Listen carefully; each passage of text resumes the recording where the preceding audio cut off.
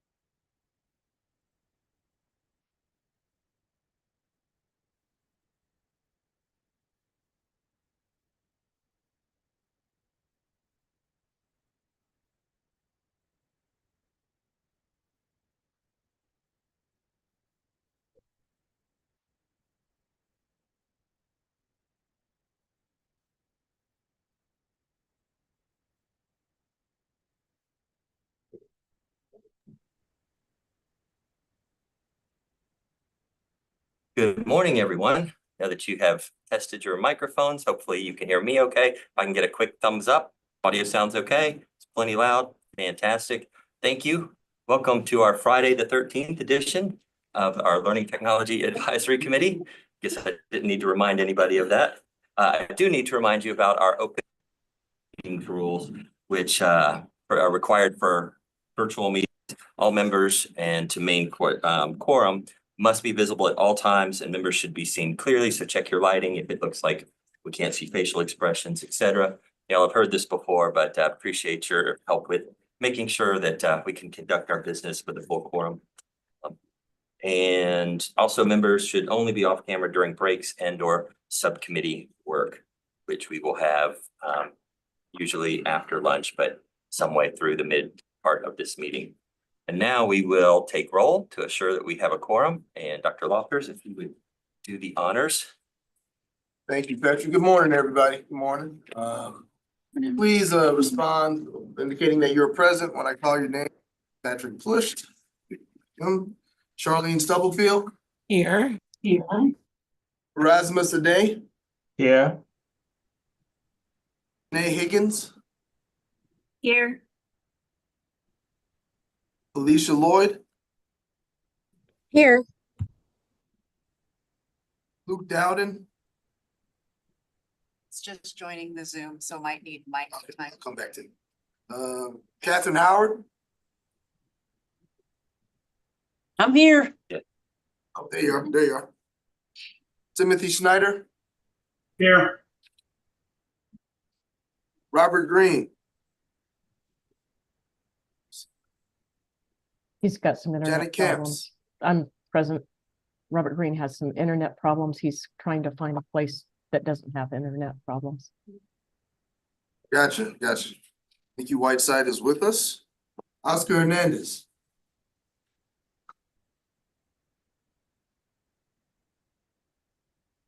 Patricia Abrigo. Here. Michelle Giles. Here. Pam Morgan. Here. Ashley Atkins. Here.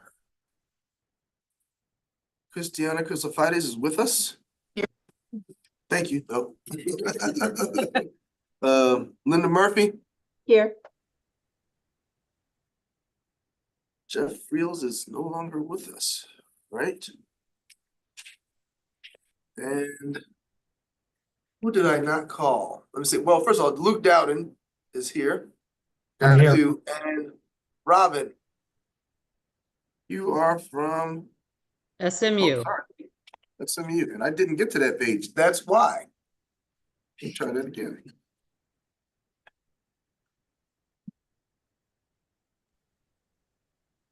You didn't call my name, Wade Redmond, There TTUHSC. we go. SMU, Robin, I have you. Wade Thank you. Redmond Yes. is here, and Aaron McGough. Here. Andrew Scott Dillingham is replacing UT Tyler. Yeah, Scott sorry, I Cunningham. don't know if I'm an official Dillingham. member yet, so I'm not sure if I should be on the roll. So good morning. Dillingham, these replacements. Dillingham, I'm sorry about that mispronunciation, but welcome. Replacements are. And I have you down. And Esmeralda Gonzalez. Oh, who's that here? All right, let me go back one more time. Oscar Hernandez.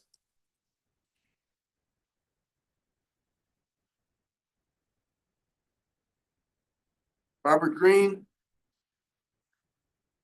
Waiting for him. And we know that Jeff Reels is not here. We don't have a University of Texas at Austin Correct, no replacement. replacement. Thank you very much, and yes, I got it. All right. And we have quorum. Very good. Thank you, Dr. Lofters. Appreciate that. So just a reminder, conferred here with staff, Scott, you'll be approved at the July board meeting. So welcome to join us, of course, but you'll be a non-voting member until that approval comes through. Just wanted to clarify that. Glad you're here. Same with you, Dr. Poston. Thank you. And again, welcome to participate in discussion, ask questions as you like. All right. So regarding membership, a call for new members for terms, a 3-year term running 26 to 28, closed in May. The nomination process is in progress with recommendations going to the board in July. New terms will begin on September 1st of this year. And the current term will have one more meeting in August. That's Friday, August 8th. In between now and then, I will represent us at the cause annual meeting and give a report on our activities for the last year. I believe that is the 23rd of July. And she hasn't joined us yet, but just wanted to go ahead and welcome Dr. Liz Tolman from the Learning Division. She will certainly join us for the research breakout and probably be participating more actively in our committee going forward. She is a project director with the Digital Learning Division here. That's Dr. Liz Tolman. Any other membership related items? Okay, great. All right, with the second agenda item, which is consideration and possible action to approve our summary notes from our March 7th, 2025 meeting. Give you a moment to review those. And if you have any questions, amendments, please raise your hand and open your mic. Let us know about those. I'll give you just a moment to review those and let us know if you have any comments or questions.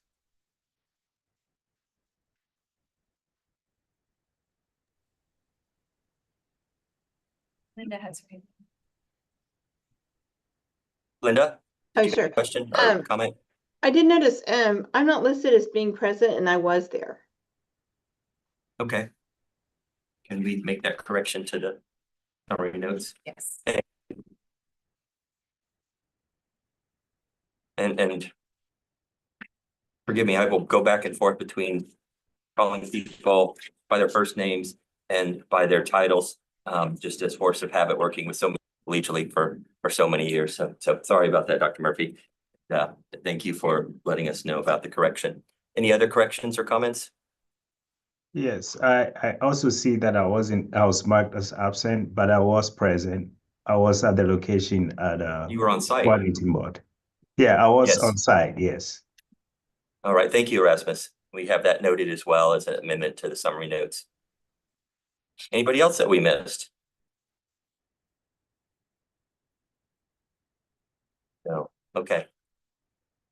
And looking to see if Robert Green joined us yet. Doesn't look like he has found internet just yet. So we'll be on the lookout for join us. So if there are no other comments or questions, I would accept the motion to approve the summary notes.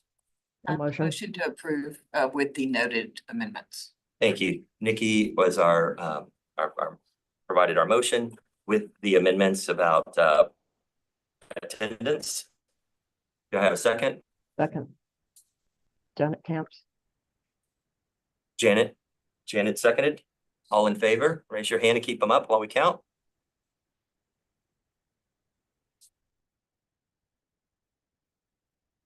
Unanimous. Unanimous.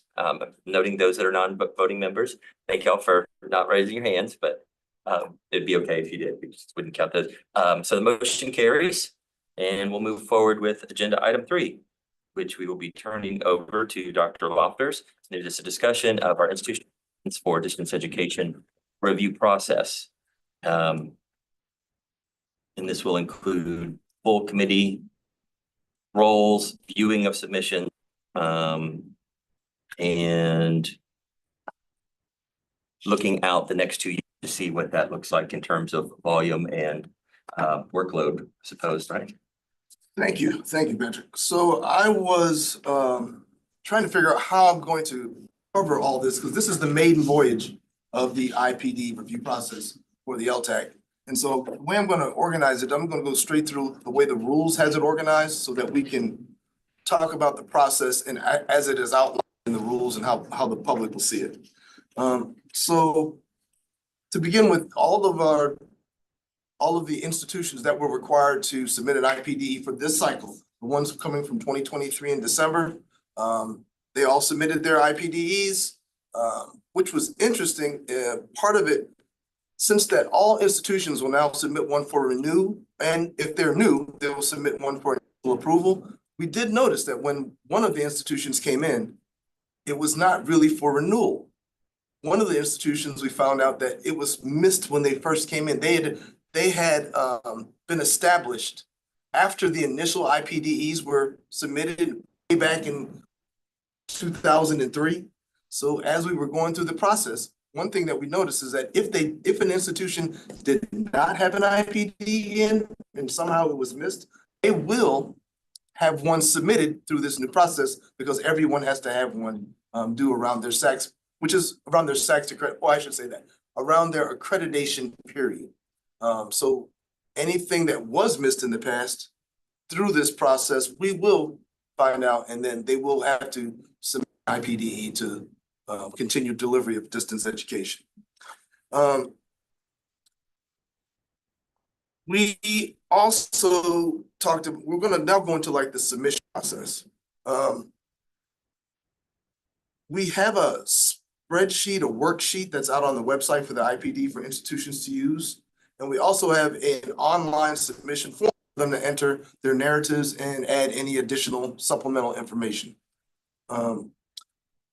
One thing we learned through this process, and I do want to say this, the members who were present and voting were Charlene Stubblefield. Luke Dowden was our leader, which I'm going to say that he did an outstanding job as a leader of this first IPD review process. Thank you, Luke. Pam Morgan, Murphy, Kat Howard, Christiana Christophides, and Erasmus Aday.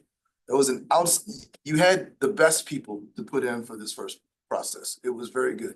I do want to also mention Dr. Sarah Lee. She put a lot of work into this before she rolled off the committee. And I just want to recognize her contributions to the process.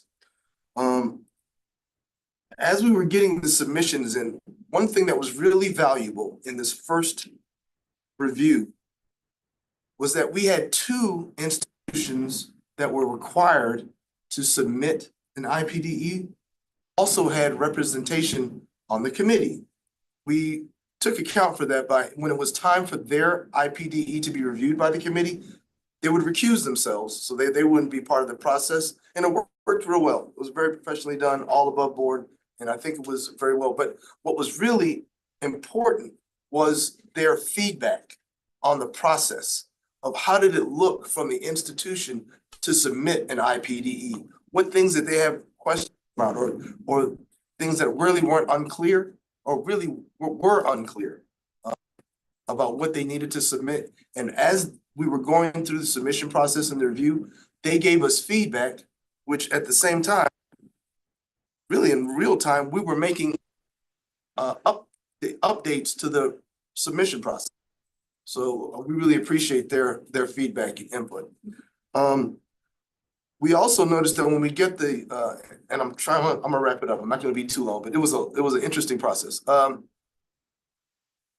When we got the submissions through the Smart Sheet form, I had to put them in a form that was probably friendly for the review committee to access. Because in the Smart Sheet, it wasn't really user friendly. So we initially put it in a spreadsheet so the institution, the review members could see all the narrative responses and probably links or notations of what was supplemental information. And then we also put folders out there for the review committee that had all those supplemental information in there. What we found is that when we first put that out for the review committee, it was sort of confusing because they wanted to look right for the supplemental information and they sort of missed the narrative. So Dr. Morrell put them in a format that I think we're going to use going forward. It was a lot more friendly for the review committee, where each question was given a narrative response and on a Word document, and they also had links or direction to go to the supplemental information that made it a little more friendly for the review committee. All right, that part for the submission is done. And we also went through the questions to see that some of them really were not applicable to all institutions. So for instance, there was a question that came up a lot that was, tell us your plans about expanding your distance education. Not all institutions are planning to expand. So sometimes that might not be one that we need to put as much scrutiny on because that's not really what they wanted to do. The next was the review process. We submitted these all to the excuse me, the review committee, which we had really extensive discussions about these IPDs that were submitted. As we were going through the review process, we used the same type of procedure we had for the old doctoral program approval process, whereas that we had a review committee that would review the proposals. If they had any information or had any questions or required additional information, they would go through staff, which that would have been me. I would go to the institution, retrieve any information that they needed, and provide it to the review committee so that they could hopefully answer any questions that they may have had. Once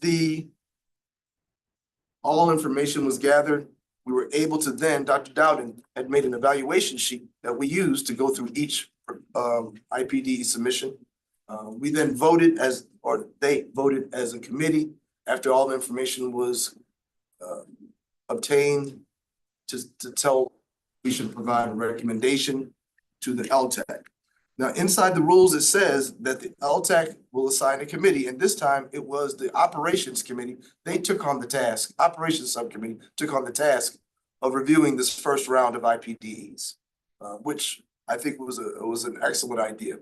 That gave us time to not only review the IPDs, but then evaluate all the feedback. And then in the rules, it also says that the review committee will look at all the plans, and then the LTAC will then receive the recommendation. So the question that came up during the process was, will the full LTAC receive all the IPDE submissions that we get through a cycle? But based on the way the rules are written, the IPDE submission should be reviewed by the committee. That's where all the review and work is done during the subcommittee.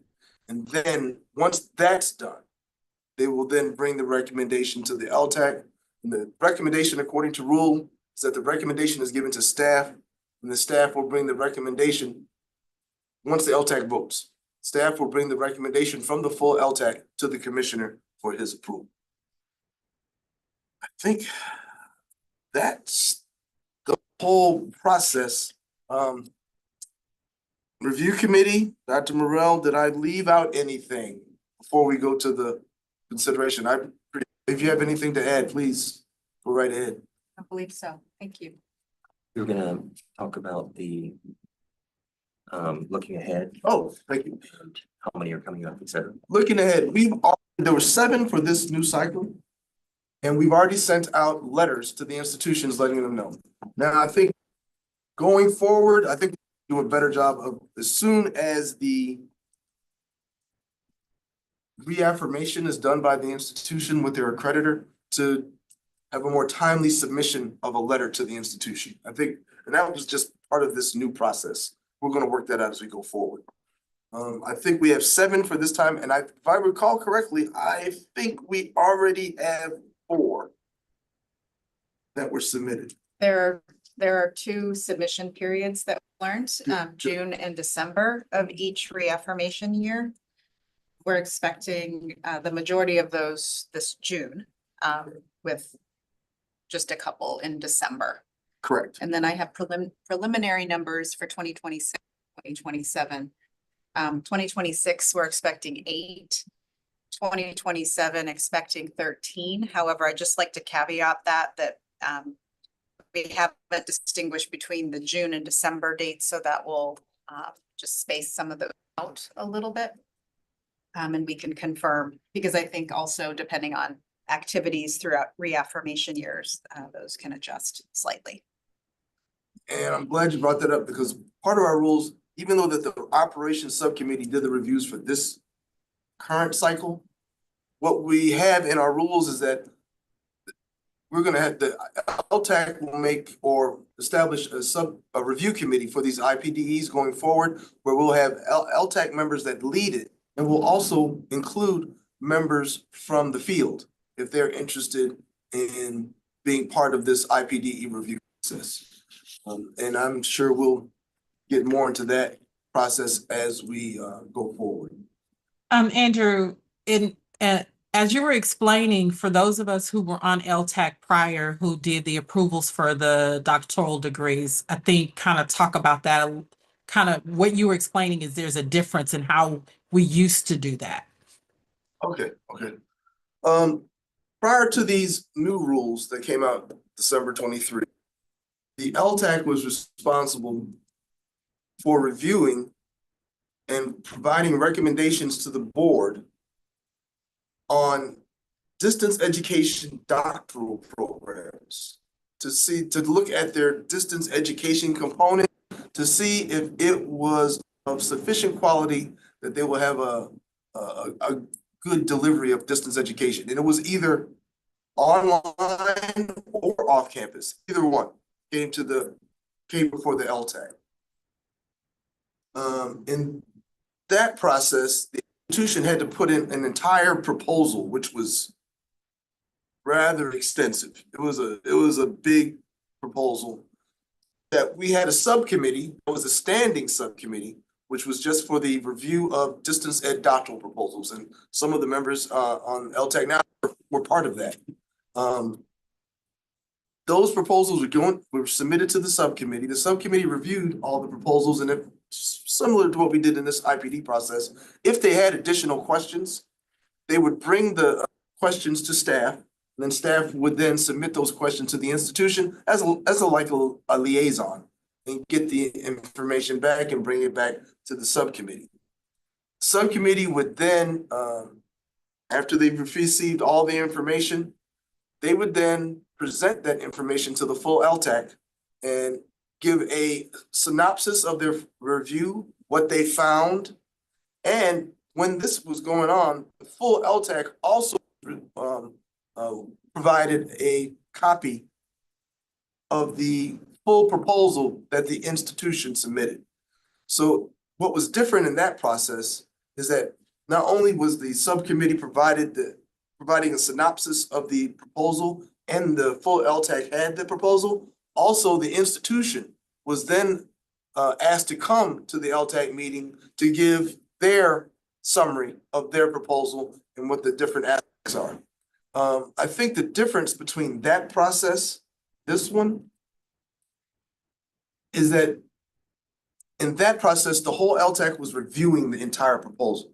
Whereas in this process, based on the rules, the whole review process is done just in the subcommittee. And then all the work pretty much is done there. You still have time to the LTAC, when we submit the recommendation to the full LTAC from the subcommittee, you may have questions, but it's not going to be as extensive as it was before, because the LTAC, since they had the full proposal in the doctoral program review, they might have had their own questions, might have been outside of the review of the subcommittee, which is a little bit different from what this IPD process is. Most of the work, really, the bulk of the work is done by the subcommittee that is appointed by the LTAC. Did that answer your question, Charlene? Okay. I think that's very helpful because, as you mentioned before, we would have representatives from the doctoral program be live in this meeting, and we would ask them questions in that forum. And then we would make our decision after listening to their response and their presentation. But this really is, we'll be approving the work, the recommendation that comes forward from the committee, not really weighing in on whether it is the right recommendation or not, but rather that the process was followed and we have confidence in the work of the subcommittee to fulfill what the charge was from the regs. And I'm just to piggyback on that, just as being part of the process, I can attest that the subcommittee did a thorough examination of the responses and the supplemental information that was provided for each IPDE submission. So you can be confident that it was thoroughly reviewed. Thank you.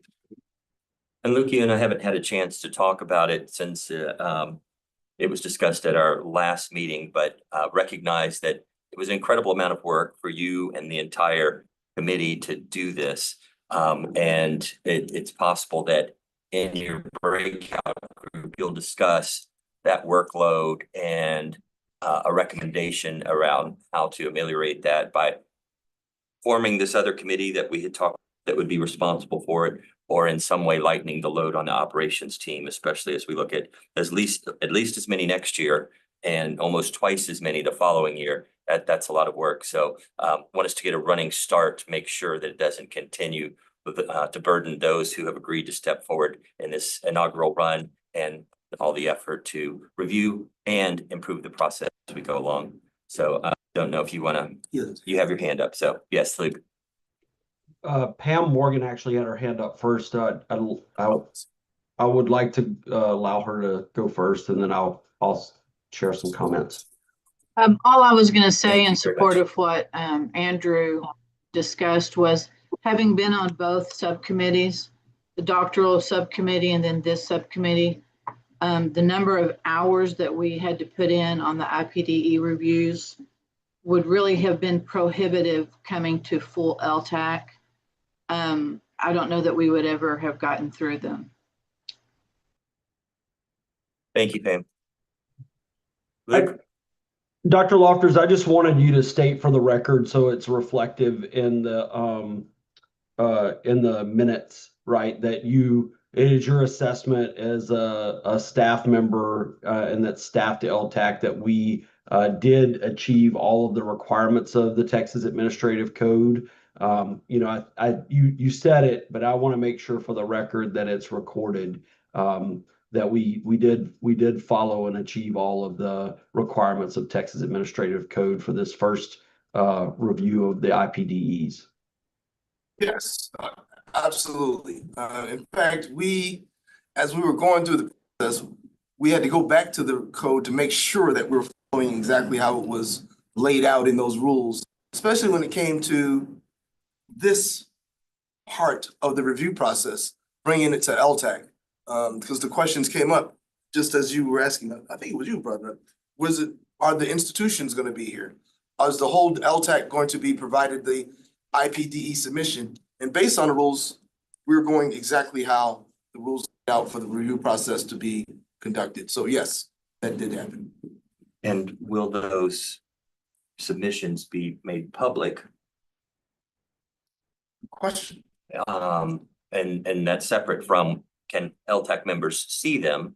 Not necessarily that they need to for decision-making on the recommendation that Luke will bring forward, but can they see those? And also the possibility of identifying exemplars that in particular might be shared with institutions who are coming forward to see what the expectations are. I can address the second question if that's okay, not the first. That's really within Please. staff purview. So to answer the second question, then I want to give our committee members an insight into what we were doing and experiencing. So to the second question, as you know, we have another subcommittee that's looking at IPDE best practices. I was able to brief them yesterday. I briefed them on 4 areas where we thought they could help institutions.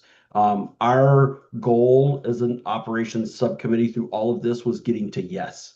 And we worked with that spirit because that was a commitment among the committee members. But we want that to persist beyond, right, whatever persons get added or new subcommittee gets formed. So that was one of the things I spoke with Janet, Robert Green, and Wade and Pat about yesterday.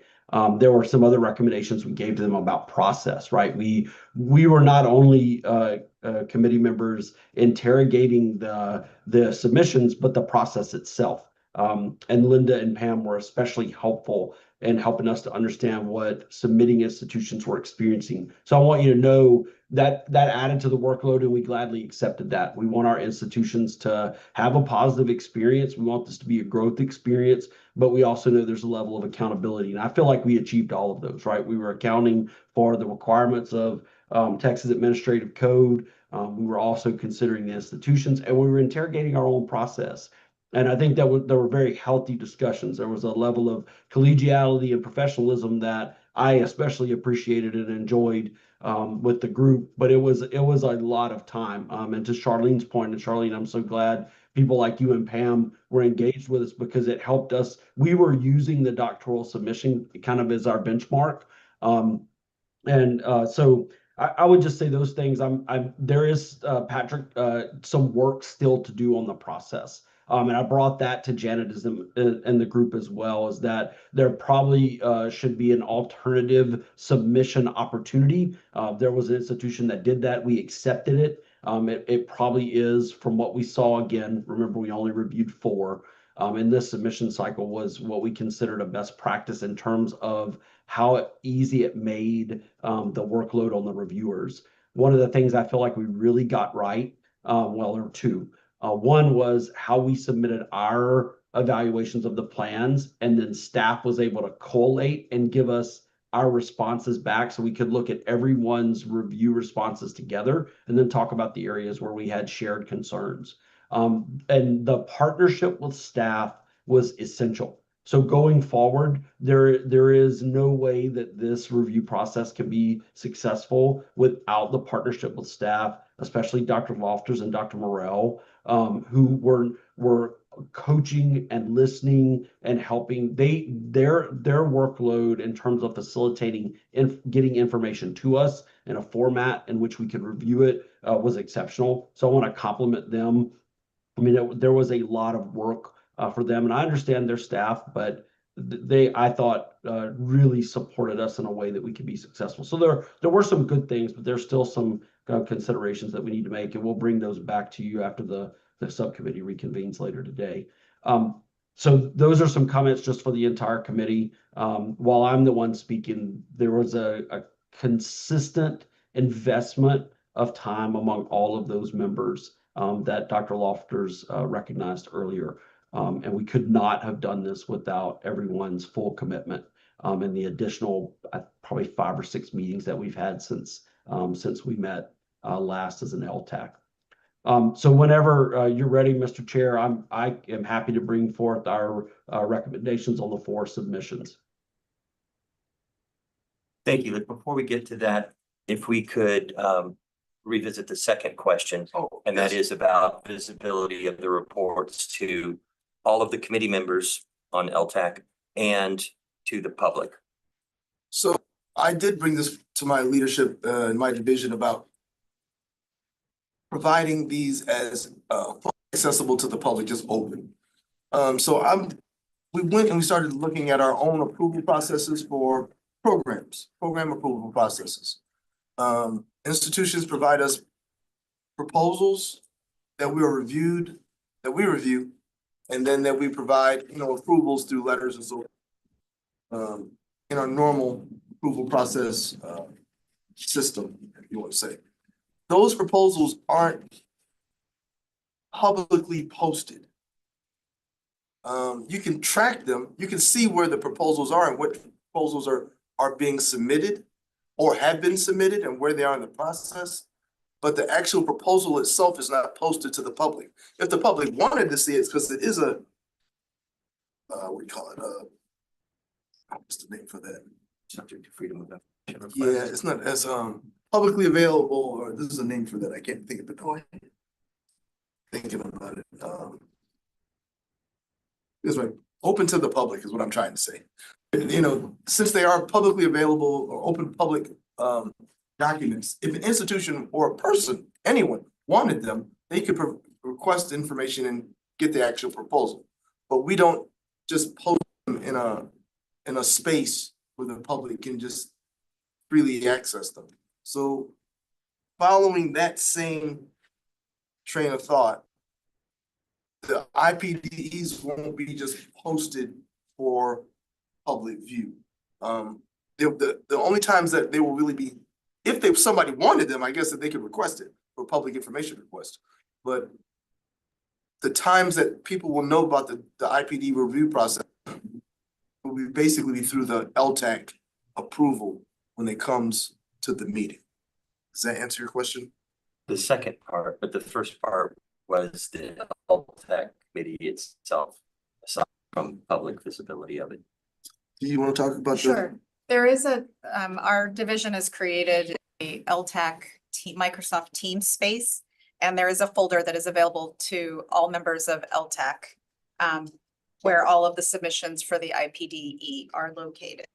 I will acknowledge that there are some access issues that are outside of that folder specifically. So I've worked with members, and we have some members who could probably tell some stories about just getting access to a Teams folder that's outside of your own domain.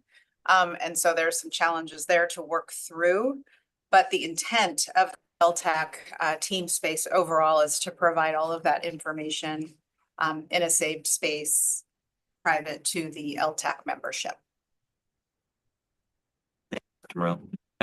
Yep, please. And just apart from this conversation, I neglected to say Dr. Poonam Kumar was very instrumental in this review process, and I didn't put her name down. And if she's listening, I apologize. But Dr. Kumar was a real help in this total review process. Thank you. Sorry about that. Very good. Great exploration of all the questions that we had come up in the interim. And great work again, Luke and your team. I'd like to just kind of summarize that the spirit of this has always been, this isn't a gotcha. This is to help institutions get to quality program that they can articulate how they have made it quality delivery of online education at all levels. And we're colleagues in this. We're in this together. So we're trying to give them examples of here's how other institutions have fulfilled that requirement, not for the review, but for serving students. That always is what needs to be at the center of it. And your committee and their efforts just exemplify that spirit. So thank you again to all of the committee members who made this possible and to the staff who facilitated it so ably, going above and beyond. Before we move on to approval, want to see if there's any questions from anybody about the process or anything that was shared relative to this agenda item. All right, well, we will move on, but before we do, I see that we have a couple folks who have joined us. Jeff Parks, he is one of our agenda items for House Bill 8. We will move that up after we consider the recommendation from Luke. And then I also see an iPhone that is on the call and wanted to ask that caller to identify themselves for us. It may be Robert Green. Good morning. This is John Wyatt with the coordinating board. Oh, hi, John. Thank you. It's our mystery person. Sorry, I'm having some technical difficulties this morning, so I'm on my phone. No problem at all. We welcome you. So we will then, after we do the consideration of recommendation on IPDs from Luke, then John will have you do the legislative update, which is item 6A. And then Jeff, we will have you do the House Bill 8 update. That's item 6C. And then we'll come back to officers on behalf of Cam on Sarah and my item on discussion of statewide higher education activities pertaining to generative artificial intelligence. So with that, we will proceed with item number 4 on our agenda, consideration of possible action for recommendations from the Operations Subcommittee on the submitted institutional plans for distance education. Dr. Dowden. Hey, good morning, everyone. So I'm going to read to you our recommendation. On behalf of the Operations Subcommittee, I submit this recommendation to members of the Learning Technology Advisory Committee for consideration. Angelo State University, Midwestern State University, Texas Women's University, and Texas Tech University Health Sciences Center at El Paso have complied with the IPD submission requirements stated in Texas Administrative Code Rule Chapter 2, Subchapter J, and have submitted initial or renewal IPDEs for LTAC review. The Operations Subcommittee served as the review subcommittee for this IPDE review cycle. After a diligent review of the institution's narratives and supplemental information, the subcommittee has found that each of the IPDE submissions provide evidence that the institutions are in compliance with the principles of good practice for distance education. Following board rule and as chair of the operations subcommittee reviewing the IPDE submissions, I recommend that LTAC provide a recommendation to the coordinating board staff that each of the institutions are approved to offer distance education courses and during its accreditation cycle. And that's our official recommendation to this body, Patrick. Thank you, Dr. Dowden. And since this is a recommendation coming from a subcommittee, does not require a second, we can move directly to discussion. So if there are any questions or comments at this time, those are welcome.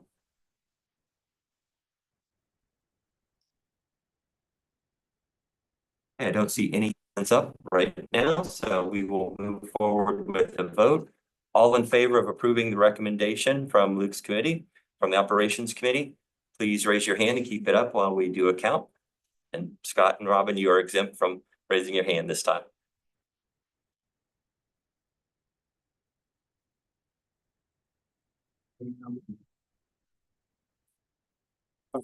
Taking into account Dr. Dillingham and Dr. Holston, Ms. Wilkes. Thank you very much. The motion carries. And as following action, how are the institutions notified of this recommendation, or is it after it goes to staff and to board? Or does it just go to staff? Goes to the commission. Goes to So commissioner. for following the rules, the LTAC provides the recommendation to staff, who then provide the LTAC's recommendation to the commissioner. Commissioner then has decision-making power to say approve or deny. And then that process is also outlined in rules. And then once that determination is made, the institutions will be given notification through a letter that will come from the commissioner. So that's how the institutions will be notified. So formal notification will come from the commissioner. Correct. Will there be any interim? No, I mean, this is a public meeting, so presumably they could find out by watching here. But will there be any interim notification to the institutions that they've passed this stage of review from the operations committee, or No, only the final? just the final. It'll just be coming from the commissioners. Very good. Thank you for that clarification. So I want to give a round of applause to that committee. Great job. And want to honor our institutions too, who worked hard to make it through the process, especially acknowledging Midwestern State and Texas Women's University, who were in both roles. And so double duty, lots of work there. So appreciate all of you. All right, we're going to skip item 5 right now. And John, we'll move to the legislative session update. Maybe you can breathe a little bit now that all the smoke is cleared, or maybe some of it. I know things are, some things are still unsettled in terms of the governor hasn't signed nor vetoed them that have come his way. But we are anxious to learn about what you know and can share with us as it affects distance education, digital learning, and higher ed. Absolutely. Can everybody hear me okay? Yes. Yes, you sound good. Okay, great. So good morning. Again, John Wyatt, Senior Director for Government Relations at the Coordinating Board. So I'm going to provide kind of an update on some of the policy and funding decisions that the legislature made. And then, of course, I'm happy to answer questions at the end. So yeah, we're kind of in a 90% there place right now. As y'all know, the legislature adjourned sine die last Monday. So that means any bill that was not on its way to the governor's desk by that point has died. So it will not be going anywhere. But we are in the governor's veto period. So the governor has 20 days from sine die to decide whether he's going to sign a bill, veto a bill, or allow it to become law without his signature. That also includes his line item veto authority, where he is able to veto specific spending items in the state budget should he choose to do so. So we haven't quite put a cap on it, but we're very close. So the session, though, brought some big wins for students and families. We're very thankful to the legislature for the investments that they made in higher education. It's going to help ensure that our students are prepared, fully prepared to contribute to the future of our state. And first, and I would say most importantly, the session delivered a significant increase in student financial aid programs. The legislature added an additional $328 million across our state's student financial aid programs. That's a 22% increase over the previous biennium. So that's going to continue to make higher education predictable and accessible for students in our state. So we're very thankful. So that increase was designed around accomplishing several things. Within the funding, the legislature provided funding to ensure that students who graduate in the top 25% of their high school class will be able to receive a Texas grant at a university or a TEOG grant at a community college. So ensuring that students who work hard and graduate in the top 25%, they will have access to those programs. The legislature also is aiming to make financial aid more portable. So the funding will treat students who transfer from a community college to a university to continue to receive state funding. So they'll go from receiving that TEOG grant at a community college to being treated as a renewal student in the Texas grant program at a university, as long as they meet the eligibility requirements. So ensuring that financial aid continues to support students as they transfer through the higher educational system. The funding is also intended to ensure that we serve 68% of eligible students across our state's financial aid programs, as well as some additional investments to support the Texas Leadership Scholars Program and the Texas Armed Services Scholarship Program. So to serve the specific constituencies that those programs serve. So again, we're very thankful that the legislature had the foresight to recognize that we need to invest in these programs. Along with financial aid, the agency also received significant boosts in terms of research and innovation funding. We received an additional $400 million for that. We also received $15 million to continue to support our data and technology modernization. So it's not glamorous, but that's the kind of work that really allows us to be of benefit to students and institutions in Texas. So those are some of the budget items. There were also several bills that were passed that have important implications for our agency and for the state. SB 2314 was passed regarding two tools that were created by the coordinating board, the My Texas Future platform and direct admissions. As you're probably aware, My Texas Future is sort of the one-stop shop for college and career advising in Texas. And then direct admissions is within My Texas Future and allows a student to input their information and immediately know where they would be accepted at Texas institutions. So those tools are something that we've stood up, and the legislature through SB 2314 is continuing to grow. 2314 includes provisions that would require that high school students choose whether to opt in to direct admissions. So they're not required to, but they would have to decide if they're going to opt in to direct admissions. It requires colleges and universities to include the My Texas Future link on their admissions websites so that students will have ready access to that information as they're considering their admissions. And it also requires school districts and charter schools to inform students and families about My Texas Future and to assist in profile creation and updates. So the more we can do to steer students toward these resources so that they can be fully informed as they make their decisions about entering post-secondary education, the better off we're going to be. The legislature also passed SB 2231.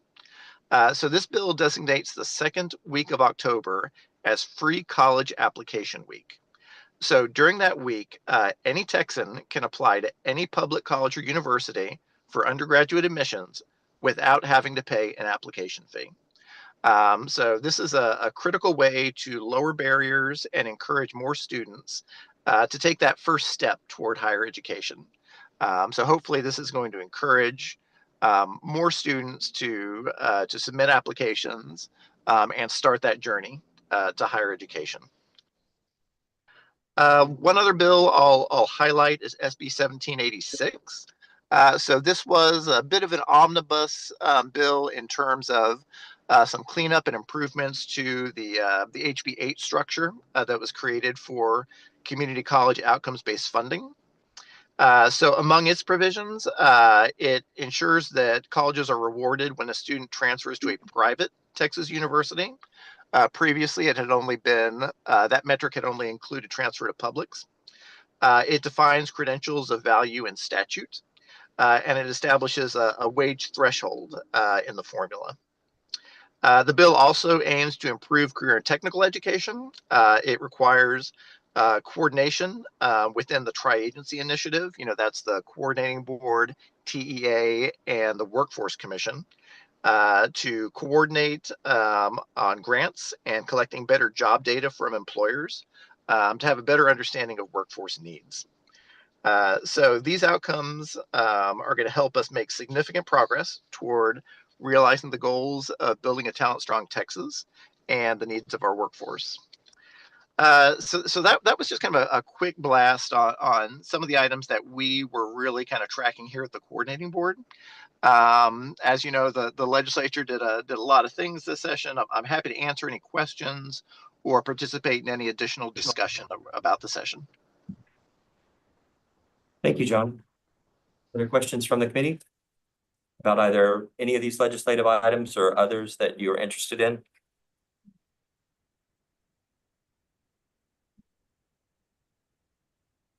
Can you repeat the amount for the data modernization? What was the amount for that? It was $15 million to the coordinating board. And yeah, this is an initiative that's been underway and the legislature is continued to support it.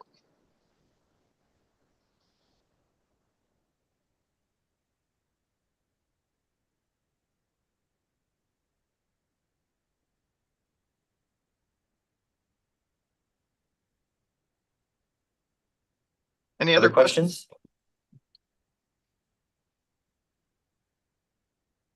I have a couple, John, if nobody else does right now. Can you update us on Senate Bill 37 Sure. regarding university governance structures? Yeah, so SB 37 was adopted by the legislature and sent to the governor.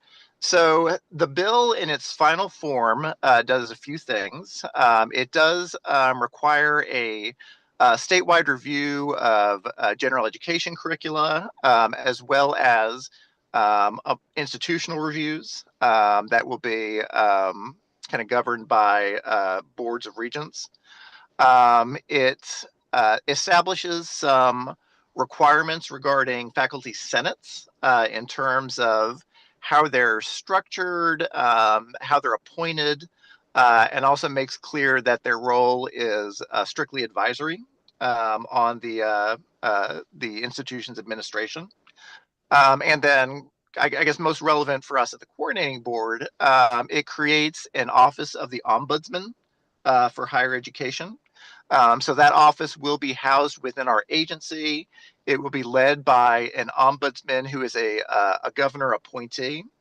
And that position is designed to act as a liaison to students, families, higher education stakeholders in regards to compliance with certain legislative directives on universities and colleges. So that ombudsman will be responsible for handling any allegations or that an institution is not in compliance with statutory requirements. Thank you. And is there a bill that is related to education and return to, I think its phrase is return to work, but return to office to place requirements around remote work? There was, gosh, I'm not remembering the bill offhand, but it was Senator Creighton's legislation. I'll get that to y'all.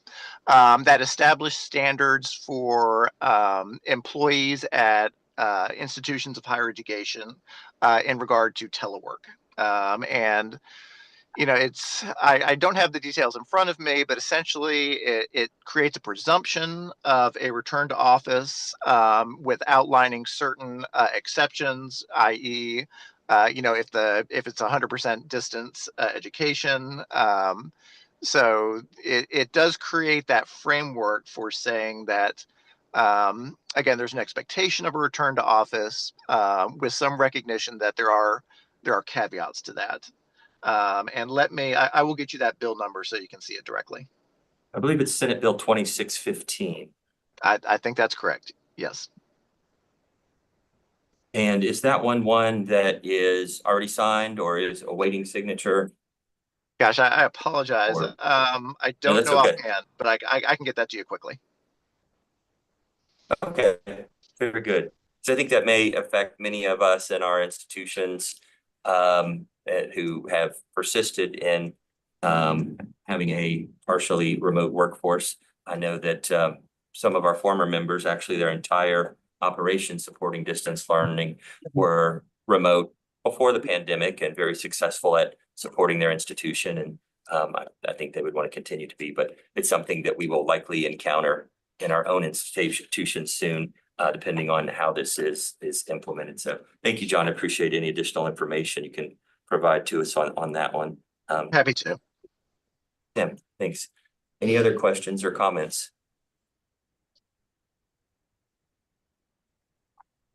Thank you so much. There's some good news in there. We appreciate the update certainly. And I'd like to have you back again at our next meeting in August when some of these things have settled. Maybe we can see where they landed or, you know, reactions of things that have passed and how they're being implemented. If you would be so kind as to be able to join us, that meeting is on August 8th. No obligation right now, but if you could check your calendar and see if you might be able to join us, we would greatly appreciate that. And thank you for your time today. I'm happy to do so. Thank you, John. We appreciate it. And we will, you're welcome to stay for as much of the meeting as you'd like, but you are free to get on with your Friday as you like. Thank y'all so much. Thank you. Thank you.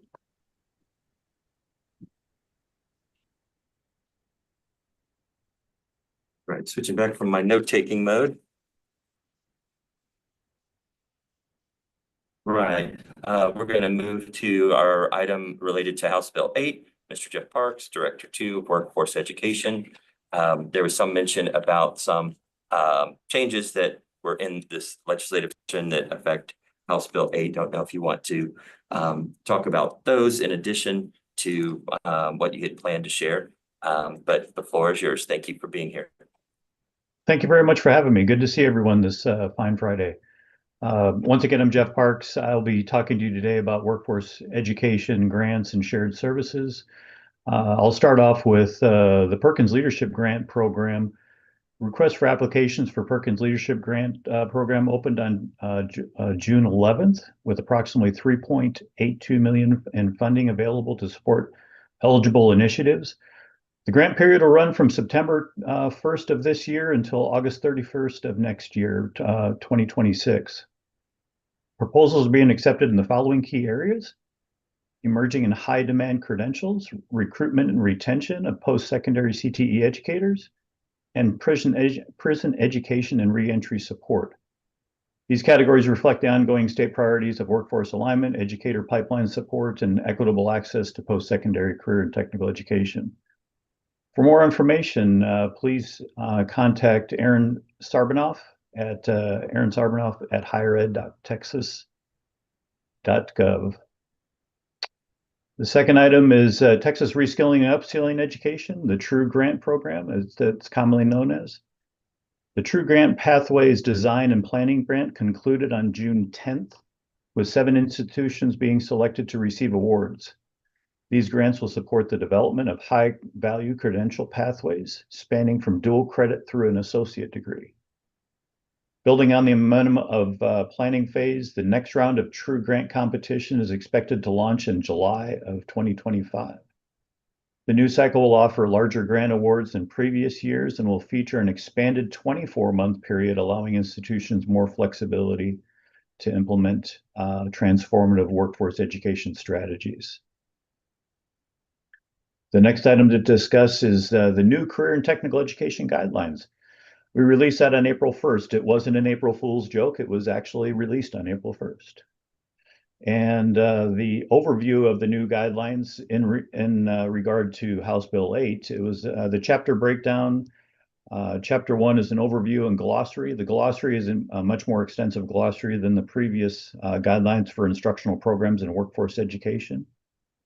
Chapter 2 through 5 is based on Texas Administrative Code, and it goes into the applied associate degree approval, certificate approval, local need development and approval. We had local need in the previous GIPWE, but it wasn't as easily to decipher what was needed to put into a course and then actually the approval process. And then Career and Technical Education course maintenance and approval. That was not part of the previous GIPWE. And then Chapter 6, which is guidance resources. What the guidance resources is all about is best practice and legacy resources from GIPWE. I met with the stakeholder work group, which is 16 leaders from across the state of Texas. And as we developed the CTE guidelines, what we did is we deconstructed GIPWE and went through each chapter, each page, and talked about each one of the items that is in GIPWE. And then we decided what were legacy items, what were not part of rule, and then we implemented and put that into Chapter 6. It's a nice resource for someone that's either a veteran in career and technical education or someone new, because of the fact that it provides a lot of guidance on everything from advisory committees and how to develop courses in the CTE guide or CTE education. The course maintenance process. The next item is it was put on pause during House Bill 8. And you can understand why, because there was a lot of changes due to House Bill 8. So career and technical education courses have now, the maintenance process is now resumed. We've had a couple of workshops already that is run through a Perkins Leadership Grant. And those workshops are reviewing courses that are currently in the Workforce Education Course Manual. That's on a 4-year review cycle, so those courses are looked at and they are reviewed for currency by subject matter experts in the fields, and they determine if all the learning outcomes and course descriptions and the names for the courses are current and relevant. There were some other changes that also happened in the release of the new Career and Technical Education Guidelines, and that was in regard to nomenclature. In the past, we referred to courses as WECM courses or Workforce Education Course Manual courses. WECM is actually a database, and that's all it is. It's a database of courses. So we've renamed it Career and Technical Education courses, and then subject matter experts were referred to in the past as instructional specialists. So we've updated that as well to better reflect what's current. The maintenance plans as far as, or the maintenance process will be an ongoing process, and it's working really well, and we're going to keep those courses up to date.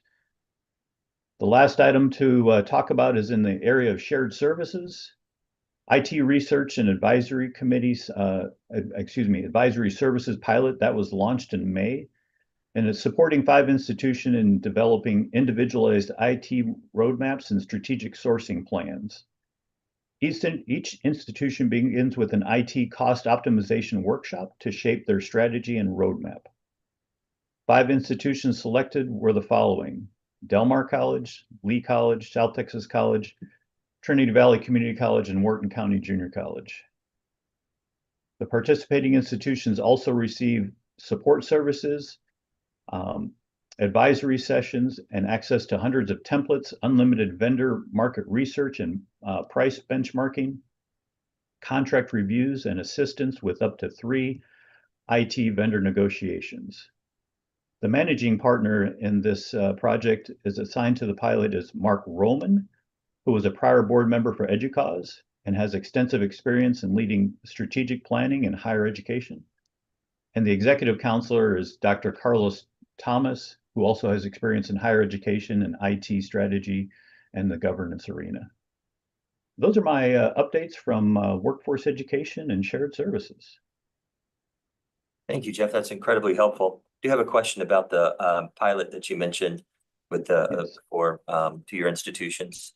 What are the plans beyond the pilot to expand those opportunities to other two-year institutions so they can take advantage of that as well? I know that you'll learn a lot from the participating institutions and be able to integrate that, but wonder how what the plans are to scale it.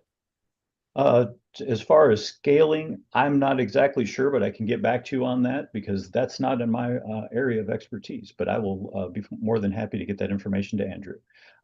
Scaling would be always something that we'd be looking at. So we want to start with a pilot first, and I will get back with Amy Pfluger and ask her for more information on scaling. And if that just started in May, it may be premature to even have those conversations, but it just sounds really great to provide that type of resource. And we have lots of community colleges I know that would benefit from it. So yeah, we'd love to. That's a great question. That's a great question. But yeah, that's the whole point of shared services. Yeah, absolutely. Absolutely. Well, thank you for addressing my question. Other questions from other committee members?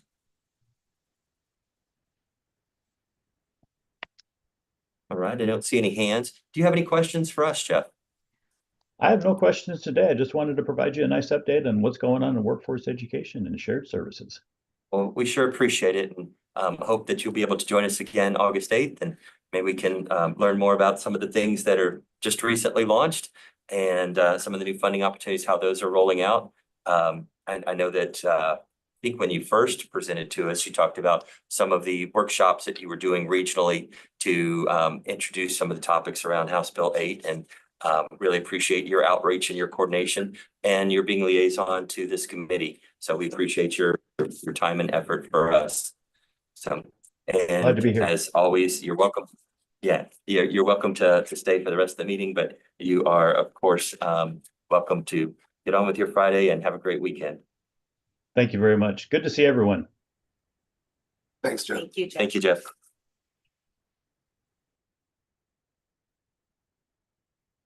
All right, I was pretty sure I would forget going back to we moved forward. But do want to provide an update on agenda item 5. That is our discussion of statewide higher education activities pertaining to generative artificial intelligence. As you know, there is a Gen AI project led by 4 institutions that are called the Program Advisory Group. Those are San Jacinto, UNT, UT, and Austin Community College. And the work that has been ongoing includes 2 cohorts of the Facilitated Learning Network, gathering resources for an artificial intelligence hub, as well as the AI-empowered webinar series and providing content experts and facilitation of those. The remaining item that is being wrapped up now by the end of this summer is a teaching and learning in higher education using Gen AI course, which will have also an adapting to innovation angle, but focusing in this instance, Gen AI, and that will be wrapped up by the end of the term.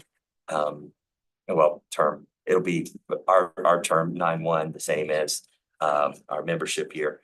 But that grant will conclude then. The results will be put on OER Texas for institutions to be able to access freely and put in their own learning management systems for use, again, at no cost. And Nikki, she co-chairs the PAG with myself. Anything you wanted to add about our activities? Yeah, I think there's been a lot of really great conversation and consideration about what would be appropriate for institutions to have in the AI course that's being put together. And even though we're participating, I'm anxious to see the final product Same. as well. Same. Any questions about my report? All right, seeing none, we will move forward. And we're back to item 6B on our agenda. Y'all can follow the bouncing ball around here. That is the state authorization reciprocity agreements. Sarah and Kathy Mayhart Cam usually is with us, but Dr. Lofters is filling in today with an update on her behalf. Yes, thank you, Patrick. Cam wanted to express their, that she was sorry that she couldn't make the meeting this time. My report's gonna be brief. We, last Friday, Cam, held the Texas Sarah Forum, here in the Capitol Complex. It was at the Barbara Jordan Building, very informative from 9 to 4. You were able to, I think all the LTAC members were given notice that it was going to be held on the last Friday, and you could have registered. Very informative, had a lot of members from the community in this whole Sarah works. The state authorization network person was there. I want to say WCET was there. SREB was there. There was a lot of information was given. So it was very well done.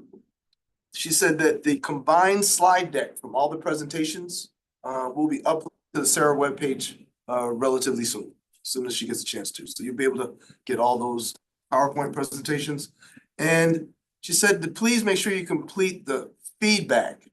I'm assuming that the members received a feedback or a survey for feedback for her, so they can use that information and feedback so can make the convening the forum even better next year.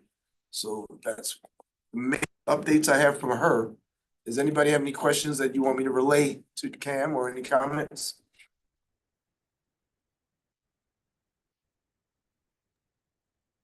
Dr. Lofters? Yes.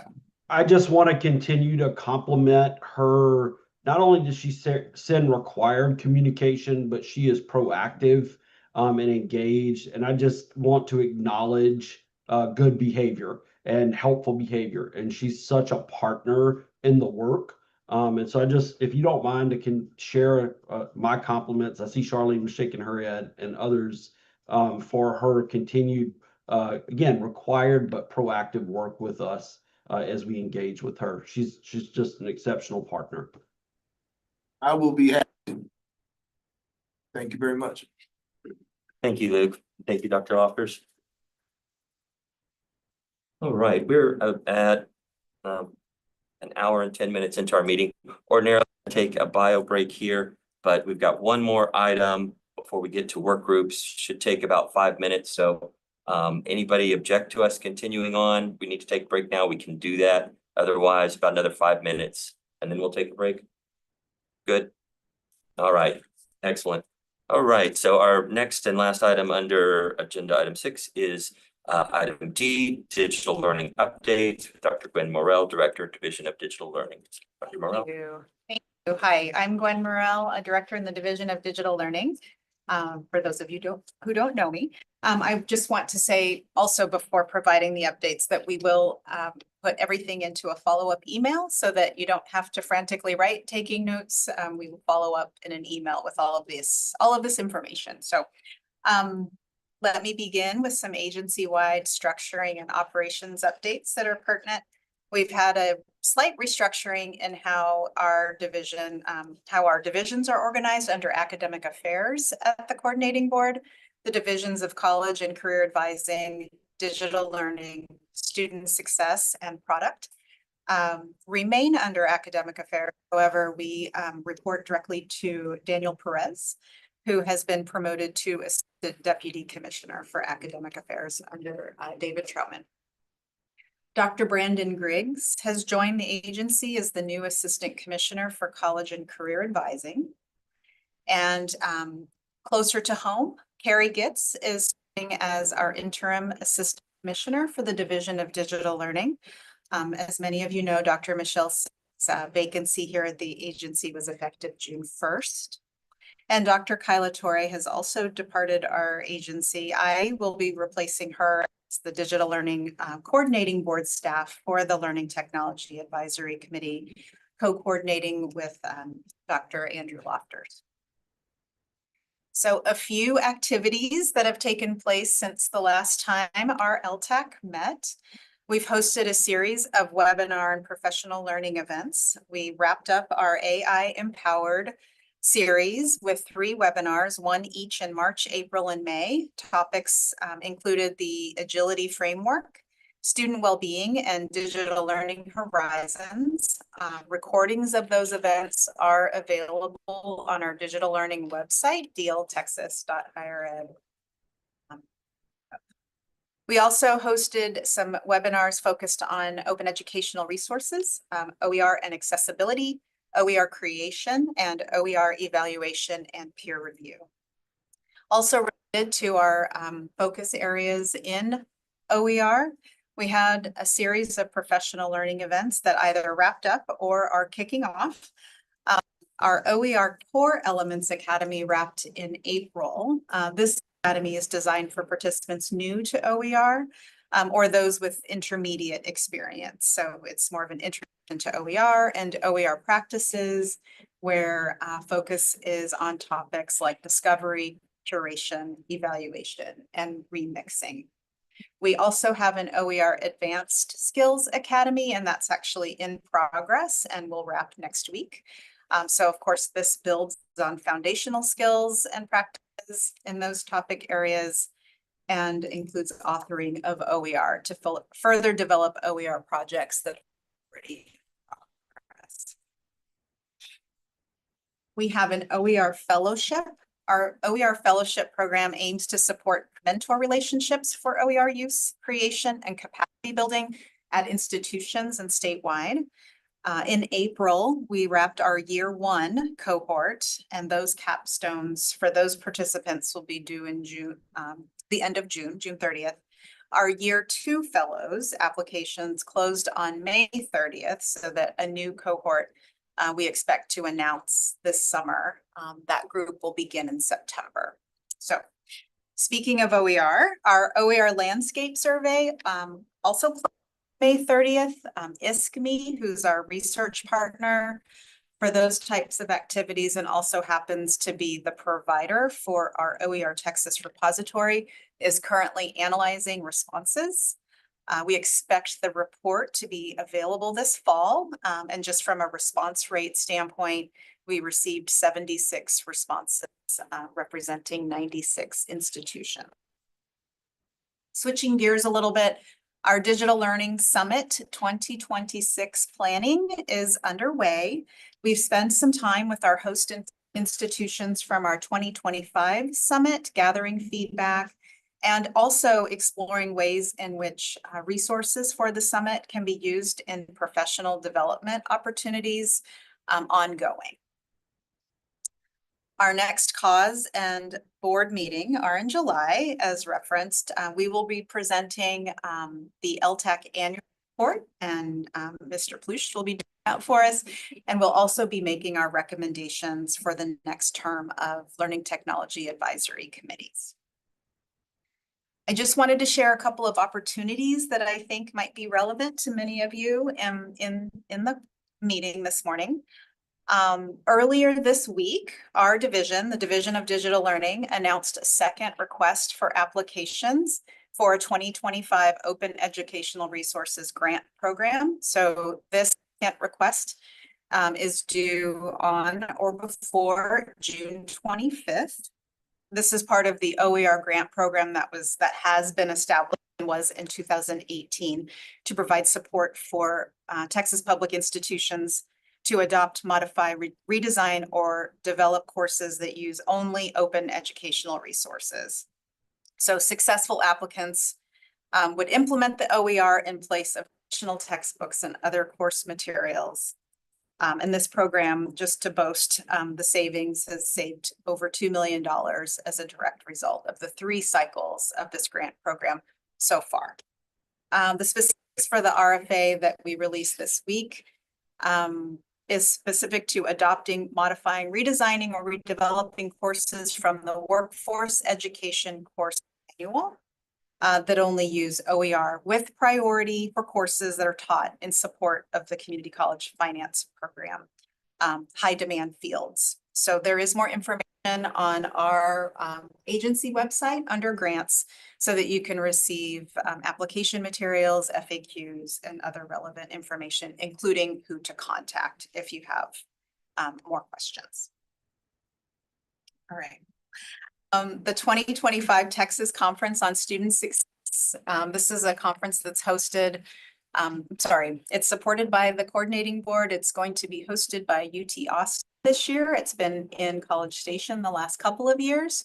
It is scheduled October 29th through the 31st this year, and the theme is Charting Brighter Futures, Igniting Stellar Student Achievement Through Resilience and Innovation.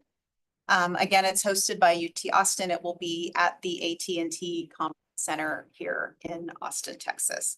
The call for proposals for that conference closes June 30th, and there's a mailing list that you can add your name and contact information to.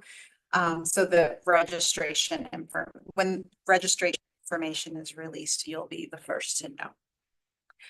The Southern Regional Education Board Educational Technology Cooperative hosted their in-person quarterly meeting over the first part of this week in Atlanta. The purpose of the meeting was to set goals and strategy for this next biennium, and our division here at the Division of Digital Learning has some representation on the ETC. So some opportunities that came up that are more directly related to SRAB. There's one that is a joint effort with the Midwestern Higher Education Compact, and this is to understand the intersection of dual enrollment and OER. They're looking to create a report that documents experience of OER adoption for use in dual enrollment programs. So they're looking for folks that they can interview as part of their project and include in the report. So I have a recommendation form that we will include in the follow-up email should you want to be one of those individuals or have someone in mind. SRAB and Doers, the organization driving OER sustainability for student success, is focused on understanding the intersection of how AI intersects with open educational resources. The facilitators of that project have been already working on focus groups and interviews. And so the outcomes that they'll be delivering shortly is a final report and then a series of workshops. So as we have more information on those things, we will share them as well. And then two more things related to the SRAB. One is that they have recently released a report in May 2025 that's part of their Wiring the Future series. May's report is titled Building an Infrastructure for Open Education. You may recognize some of the Division of Digital Learning staff who specifically contributed to the report, and that's available on their website. We will also provide a link. And lastly, they also have an open education capacity building grant. This deadline is June 16th, so it's just right around the corner, but I just thought I would share that they are also awarding 7 $10,000 grants over a 12-month period. And they're looking for proposals that focus on building institutional capacity, OER integration, and developing scalable models. The funds as part of this grant can be used for professional development opportunities as well as the costs for OER implementation. All right, I will conclude our Division of Digital Learning updates just with a plug for our LTAC student subcommittee. We are wrapping up our first year since creating the student subcommittee for this group. And as we wrap up the first year, we saw a couple of students graduate, so that's exciting. But it does leave some opportunity to continue to grow the student subcommittee.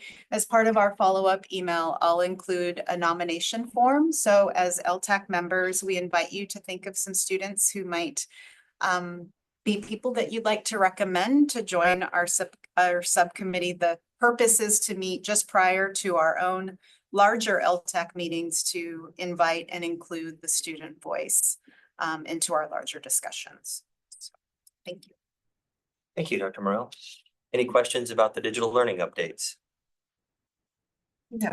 Question. You mentioned the OER grant, the RFA that just came out this Yes. week, and I'm just curious, it's a very short turnaround on that. With everything being due on the 25th, is there, was this something that was announced earlier that maybe I missed, or is there any thought in the future there might be more time to pull those materials together than just a few weeks? I don't think you meant anything. That gov delivery memo that went out was our first notification of it, and an add-on to the larger grant program.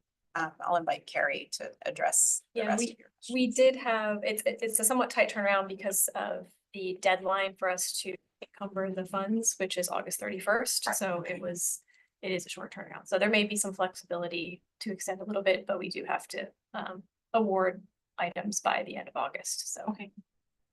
Appreciate that. Thank you. Question? There questions? All right, would like to put in a plug for the student subcommittee.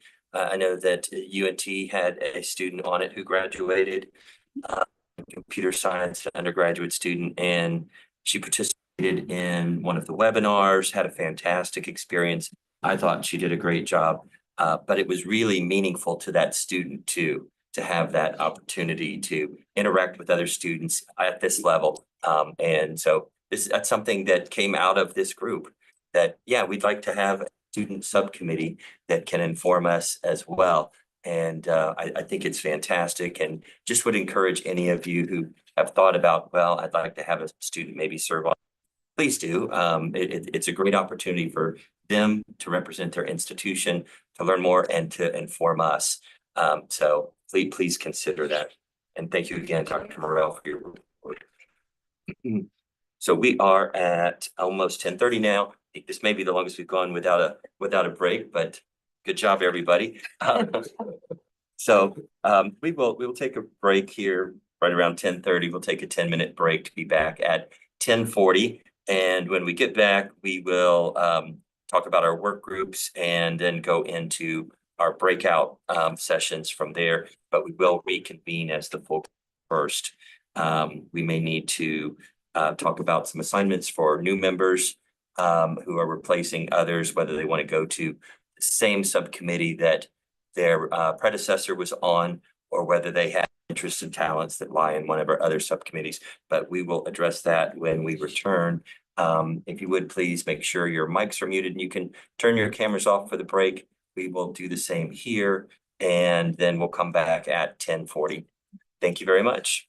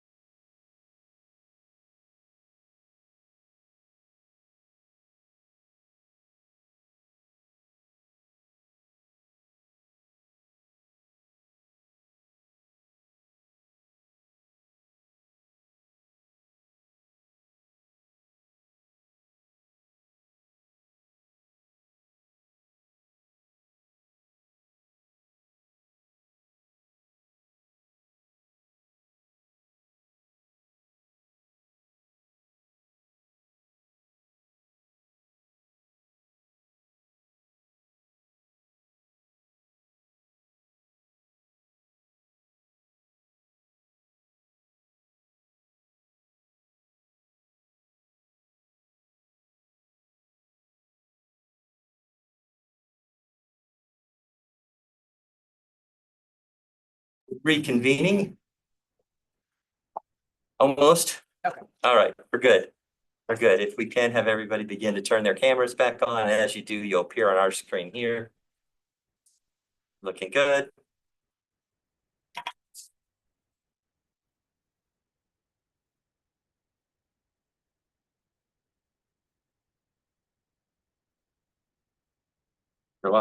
Make sure we still have quorum.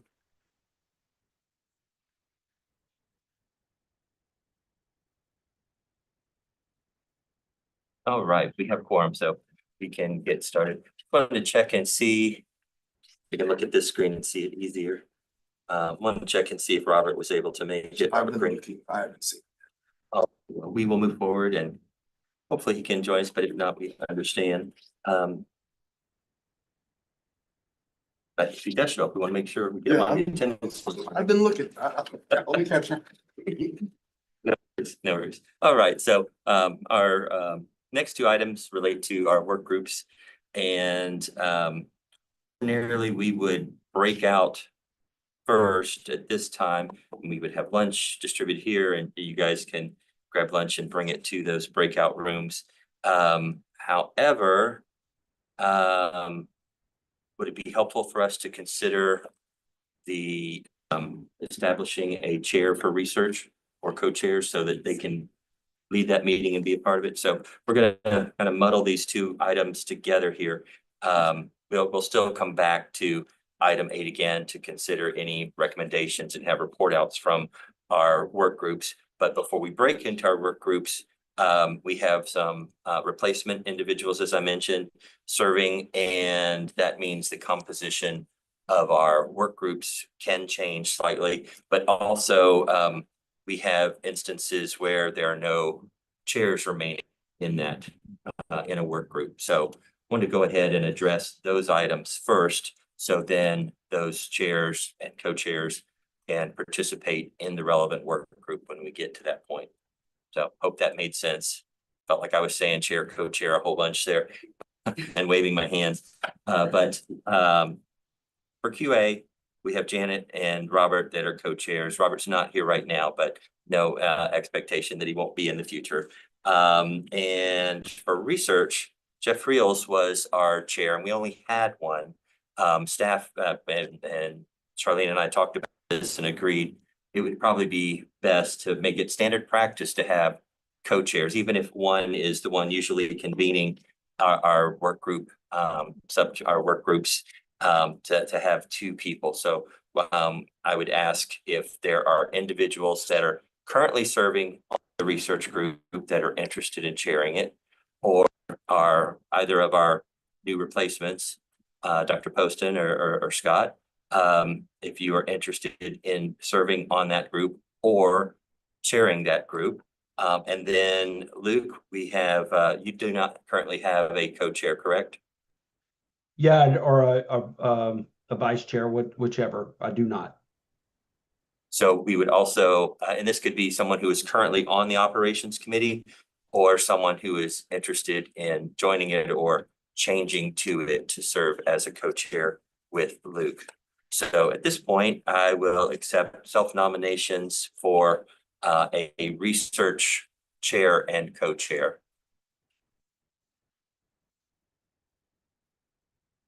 And do we have a list of who is currently on that? So just as a reminder, maybe a little advertisement for who you get to work with on that group, or you don't want to work, I don't know. So the list that I have for the research work group is Aaron McGough, Patrick Plush, Timothy Snyder, Alicia Lloyd, and Oscar Hernandez. One of our replacement members, if we wanted, would the previous SMU member was also part of research. So that's one of our vacancies in addition to the chair, who we do not have a replacement for. And I had also moved over to that group Oh, okay. Plus, and Nikki Whiteside. earlier, yes. Patrick, can you give a brief summary of what that group does? I'm not sure if the new people know what each of the subcommittees do. Yeah, sure. So the research subcommittee has overseen research projects in collaboration with coordinating board staff. I think most recently we were looking at questions to add to a Bayview survey that was going out. And probably we'll have an update on that in our research group. In the past, we also helped to design surveys to gather information that inform the work of digital learning. Everything from landscape surveys, ones that we did during the pandemic, to the most recent one that we completed was around the generative AI and looking at everything from teaching and learning to fiscal infrastructure to policy, willingness to share those kinds of things. And before that, we did a landscape study on costs associated, right? Yeah, the digital technology or. Yeah, yeah. So it's basically helping design and sometimes administrate surveys, though mostly that has been done with external partners, and we're more in an advisory capacity. But then we get those results back, review those, and can make recommendations to staff, discuss them. So that's the type of work. So if you have curiosity and want to ask good questions of your colleagues, it's a great way to serve. And yeah, Dr. Poston.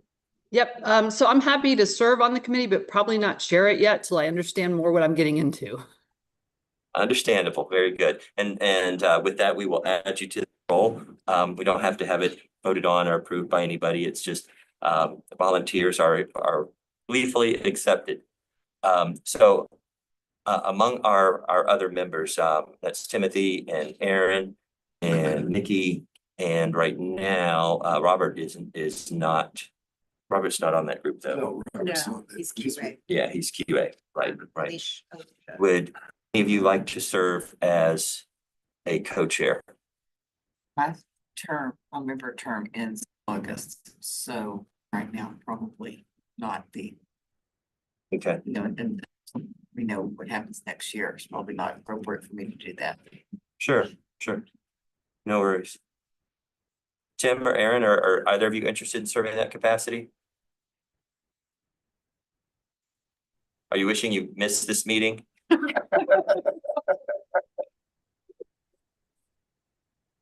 If you don't want to do it, I guess I can. Yeah, I'm willing to help too if we need to. I just have a lot going on at work in my own institution, but I'll do what I can. All right, so we have co-chairs, and Tim, if you'd rather not, I want to be appreciative of your workload too. I chaired this committee before. I have co-chaired it before. Aaron, be happy to help you. I want us to make sure we're working within our ability to serve. So Tim, if you'd rather not, I'd be happy to step in, but I think both make great co-chairs.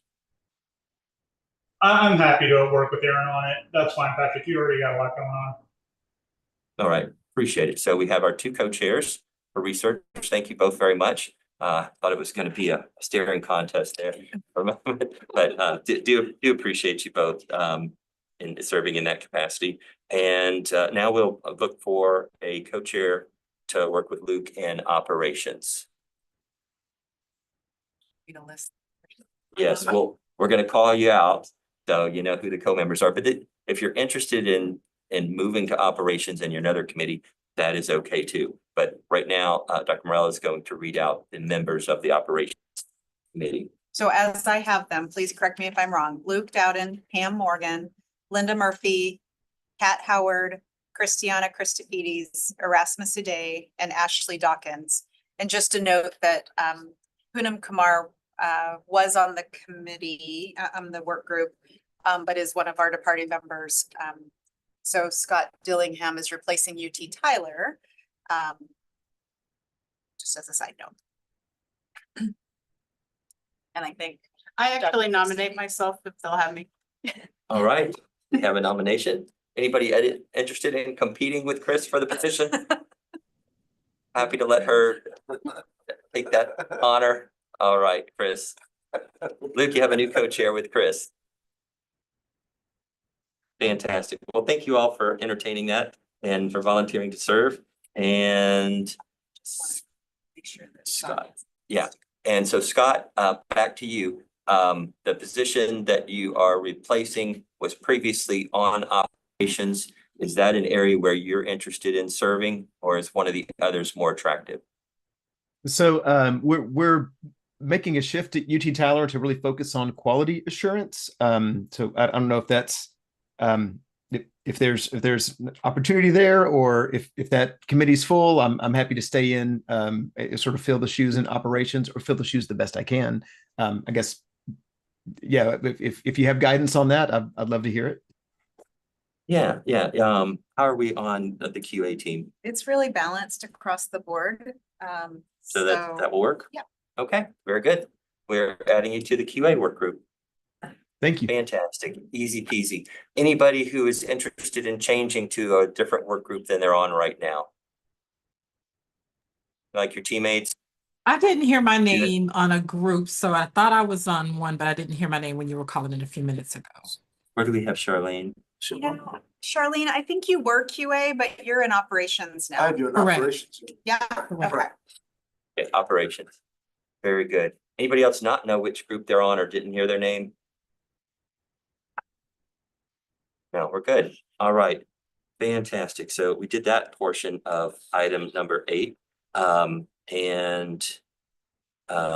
noted that Esmeralda is not here to report on the student group. They met separately, but I believe you have an update for them that we'll get to when we come back to all of our work group report outs. So at this point, you can go ahead and grab your lunch, maybe take 5 minutes, grab something if you need to, and we will break here. Everybody can go into the breakout rooms associated with your work group, and then start there, let's say at 11 a.m. So a little over 5 minutes to get into your breakout room, grab some refreshments, and then we will reconvene. 45 minutes for work group. Yeah, so we'll have 45 minutes for the work group, so 11 to 11:45, and then we'll come back together as a full committee for our report outs. Any questions before we go to our breakouts? And do everybody self-select into them? Yes, I'm gonna open Okay, them right now. so can you give those directions of how to get into the breakout rooms? Or I can, if you go to, So I've just opened up all of the breakout rooms, so you should have the option to join the room. Put yourself in there, and then otherwise, if you can't, we can move you to the appropriate room. very good. And the way I see it, that doesn't pop up. But if I click on breakout room, join breakout room at the bottom, it will open up that window. And then I can choose among the 3. Looks like people are going to disappear, so they're figuring it out. All right. We've all got to dash to different spaces, get our heads on, and do our thing. And our side rooms are available for meetings, so we can just decide which rooms. I think research stays in the main room.